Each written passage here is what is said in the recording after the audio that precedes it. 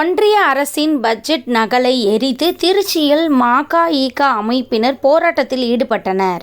ஒன்றிய நிதி அமைச்சர் நிர்மலா சீதாராமன் கடந்த 1ஆம் தேதி ஒன்றிய அரசின் பட்ஜெட்டை தாக்கல் செய்தார். அந்த பட்ஜெட் முழுக்க தொழிலாளர்கள், விவசாயிகளுக்கு விரோதமாகவும் கார்ப்பரேட்டுகளுக்கு ஆதரவாகவும் உள்ளதாக குற்றம் சாட்டியும், அந்த பட்ஜெட்டில் தமிழ்நாடு புறக்கணிக்கப்படுவதை கண்டித்தும் மக்கள் கலை இலக்கிய கழகம் சார்பில் திருச்சி தில்லைநகரில் உள்ள மண்டல பாஸ்போர்ட் அலுவலகம் முன்பு கண்டன ஆர்ப்பாட்டம் நடைபெற்றது. ஆர்ப்பாட்டத்தின் போது அந்த அமைப்பை சேர்ந்தவர்கள் ஒன்றிய அரசை கண்டித்து முழக்கங்களை எழுப்பினர். தொடர்ந்து அவர்கள் ஒன்றிய அரசின் பட்ஜெட் நகலை எரித்து போராட்டத்தில் ஈடுபட்டனர். அவர்கள் பட்ஜெட் நகலை எரிக்கும் பொழுது அதை போலீசார் தடுக்க முயன்றனர். அதையும் மீறி அவர்கள் பட்ஜெட் நகலை எரித்தனர். அதை போலீசார் தடுக்க முயன்ற போது இரு தரப்பினருக்கும் இடையே தள்ளுமுள்ளு ஏற்பட்டது.